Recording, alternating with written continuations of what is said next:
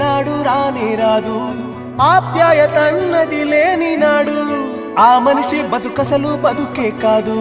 విడిపోయి కూడే వేళ భారాలే తీరేను, దూరాన నవ్వే నాడో తీరాన్ని చేరేను.